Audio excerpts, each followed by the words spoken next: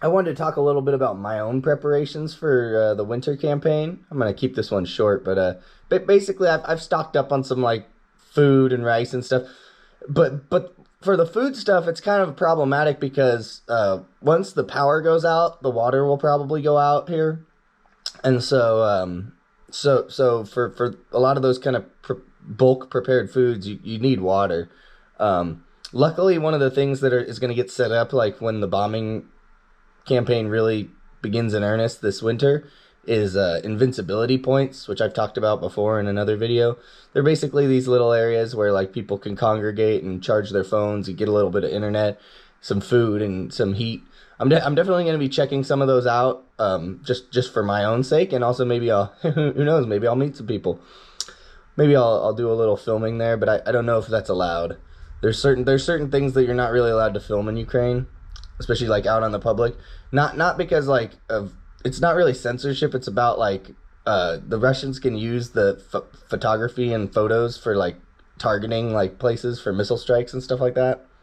So that's why. I mean, is it as big a fear as the Ukrainians make it out to be? Probably not, but it's a legitimate concern.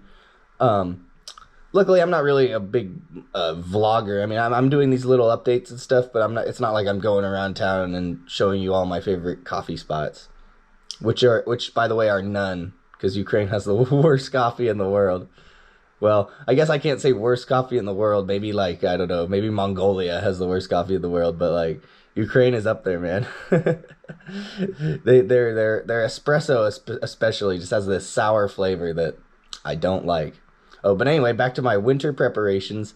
I'm I also have a stockpile of cash because, like I said, the electricity is probably going to go out, and with it, card services. So that'll be a big thing to have, and then water, big jugs of water. That'll be critical. Hopefully, I mean, if the gas stays on, then I would be able to cook and stuff.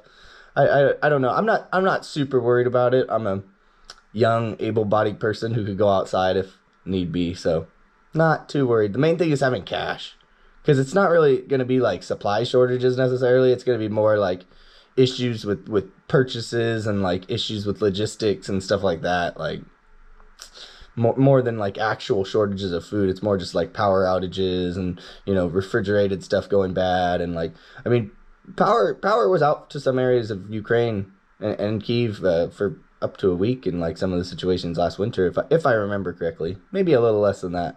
Also, it's different everywhere. I'm interested to see how Maidan is. Maidan is the central downtown Kiev. It's basically like Pennsylvania Avenue in Washington D.C. And I'm interested to see how stuff works here because it's the center of everything. So we might be a little more privileged in how quickly our stuff gets restored. But on the other hand, we also might be more privileged by Russian targeting and rockets and stuff. So originally, I was kind of thinking of not living here because of maybe it being a risk of increased rocket attacks. But actually, like even the place that I was at, which is a little bit on the borders of Kiev, had rocket attacks in the last months or so. So, I mean, I'm not really too worried about it. I have yet to see an actual explosion in Ukraine. I mean, like, part of it's just luck. Part of it's just luck because I swear, like, I leave a place and then it gets like bombed. Like literally, like I left Ukraine last year, September 1st, 2022, and then like, literally 2 days later, like the bombing campaign started on like civilian infrastructure.